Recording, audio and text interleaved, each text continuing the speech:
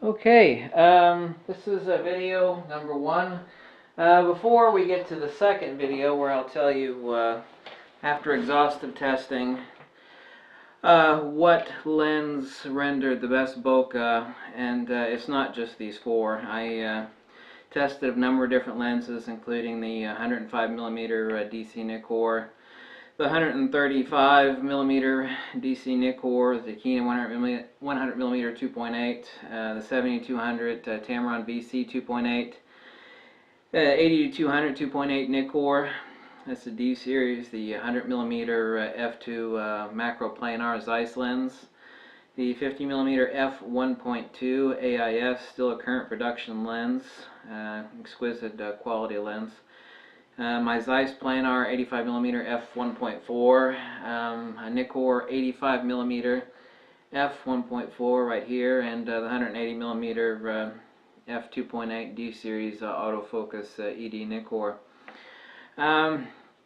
Now, it is true that aesthetics, photography is an art. Bokeh is not bokeh. What does that mean? That means there are different qualities of bokeh. And let's get into actually defining and talking about connotation versus denotation and discussing bokeh. By the way, right now I'm filming this on the Nikon D750 with a Rode video mic, and the lens that's filming my ugly face right now is the Voigtlander 28mm. Voigtlander! So that's what's filming me right. Yes, it's a manual focus lens. It's like, well, how do you focus it? Well, it's really easy. There's these little settings on the lens that tells you how far away something is, and you just kind of crank it there. It's like there's numbers on that lens for a reason. Like, nobody uses them anymore. You tell people about it, it's like, oh my God, you're right, there are numbers on my lens. Nobody looks at that stuff. A lot of people don't anymore. Bokeh's been defined as a way a lens renders out of focus points of light. That really isn't the full case of the story, or how it renders the background colors, or separated or blended. It's also about the attributions of the non-specular foreground and background. Also has to do with the shape of the bokeh, whether it's round or geometric, or it's cat's eye bokeh. A lot of people wrongly think that there's no such thing as bad bokeh, but that's definitely not the case. However, as is the case, the truth of the matter is that whatever distracts from the subject that's meant to be isolated within the bubble of your composition, i.e. the depth of field, unless of course you compositionally choose your subject to be out of focus. It is still an art, Not everything has to be in focus, obviously. It's just like a compositional, ugly, naked person, that's in the background of the shot that's just pulling your eyes away from the subject. If it works, that's great, but if you didn't intend it to work, and it's not there, then you got an issue. And, it's pulling your eye away from the subject that you probably meant for people to focus on. For example, this is patented by Nikon too, by the way, the defocus control on the 105mm and 135mm. DC Nikkor. By the way, this is a $1,200 lens, 105mm f2 DC Nikkor, and the 135mm f2 DC Nikkor is $1,400. So $1,200 and $1,400, rather expensive lenses, of course. Stands for defocus control, but they have a control ring that permits overcorrection or undercorrection of the spherical aberration. Right here, you're actually able to set foreground, defocus, or background, which 90% of the time that's what you're going to be doing anyway. If you accidentally set foreground defocus when you mean to actually defocus the background, you'll get what most consider to be an ugly effect. However, in some certain circumstances, that ugly background can't be compositionally valid. It still is an art, obviously. It's going to depend on the scene and what it is you want to shoot. The depth of field, of course, is the region where the size of the circle of confusion is less than the resolution of the human eye. I don't qualify out of focus, of course, as a form of creamy or dreamy bokeh. I need, to really make another video about out of focus and creamy versus real bokeh. But getting into what bokeh is and denotating it and talking about its connotation, we needed to define several different varieties of bokeh. You talk about out of focus, number one, out of focus, but still busy and distracting background. Like if you've got a wide angle lens, It doesn't matter if it's a Zeiss Distagon, no matter how good the lens is, the nature of the shorter focal lengths, the wider focal lengths don't lend themselves very well, obviously, to dreamy background bokeh. You know, and secondly, you've just got strictly a blurry background where something is out of focus, and it can still be very distracting, where both the flat and the specular highlights that are actually coming to the scene is causing a distraction. You know, the main intent and purpose is that you can take someone out to a toxic waste dump, and if you've got really great bokeh, you know, you can take, if the light is right, you know, you can take a beautiful picture because, you know, everything in the background is gone. The second one I've actually deemed a fluffy bokeh. It's a combination of out of focus and blurry. This could be an issue to me. I don't personally like it as an aesthetic choice, where the background almost looks like it's enveloping the subject in the foreground. This is particularly an issue with like the 70 to 200 2.8 Nikkor, and also with the Tamron 70 to 200 2.8 VC lens.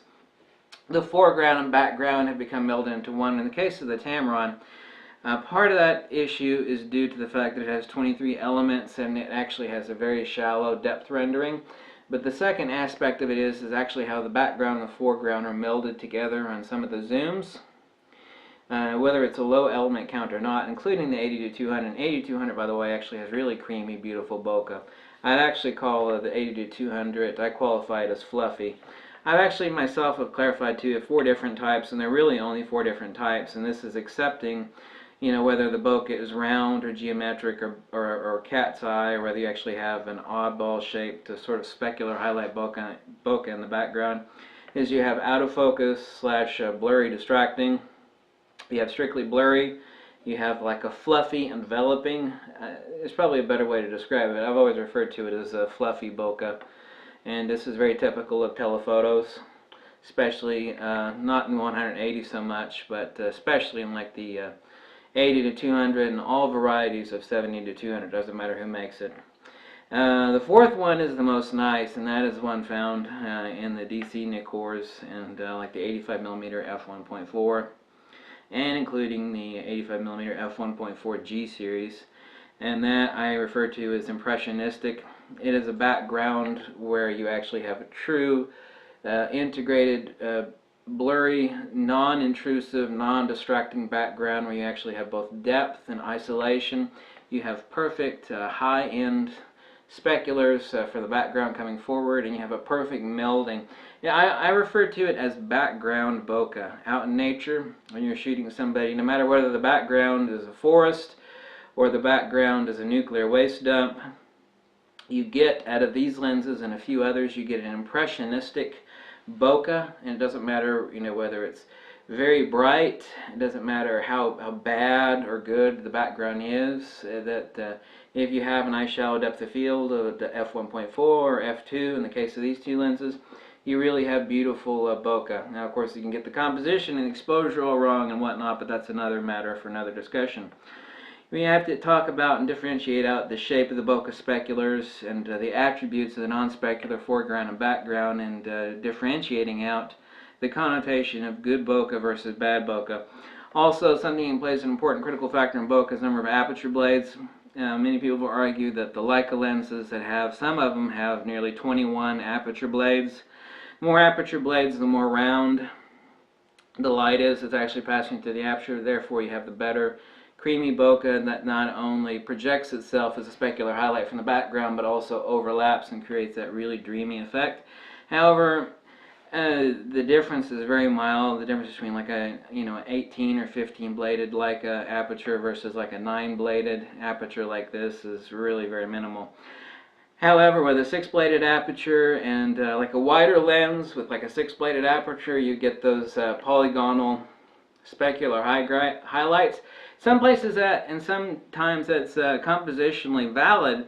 A lot of times it's not. It depends on what the shot is and whether it validates it or not.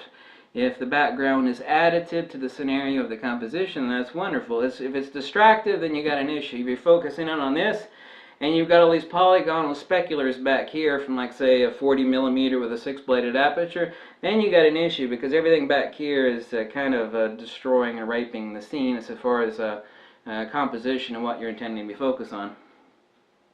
There's really only 5 ways to get the best bokeh. You need the closest subject proximity, so try to get in closer, zoom with your feet. Second is you need the most subject and background separation. The further the background separation is from the subject you're actually shooting, the better the bokeh is, especially the case if it's like a wider lens with like 6-bladed aperture, or it's just a wider lens in general. And the more separation you get between your foreground and your background, the better. That means either bringing them further away from the background, or you getting closer to the subject and moving them away from the background, in which case you have multiplicative expression of better bokeh with a lesser quality lens which has far worse bokeh. Number 3 is a larger aperture. I mean, the answer there is rather obvious. Number 4 is a longer focal length lens up to a point. Anything past 200mm, unless it's like a 300mm f2.8 or like a, well, none of you have got probably a 600mm or 500mm lens, since they cost as much as a brand new car. But the longer the focal length, the better. And we're talking longer focal length in average around 100mm up to 200mm in the zooms. Obviously, as is the case in the tellies, the best bokeh is rendered out of the 80 to 200 to 2.8D series. Obviously, in point number 5, this is the case, a faster lens like this 105mm f2 or this 135mm f2. We talk about faster lenses; they are rather expensive. Stay tuned for video number 2. What we're going to do in video number 2 is I did exhaustive testing on 10 different lenses, and I will tell you, and there's no other video out there like this. Some people tested 3 lenses, some people tested 4 lenses. I'll give you the rundown on the lens that is the absolute bokeh king. I've tested more lenses than anybody else for the Nikon platform, and I'm going to tell you what it is and give you a list of the rundown and how each one fared. And I guess that'll be that. At least that will be a first as far as videos go. So, thank you very much, and stay tuned for video number 2. Okay? Bye.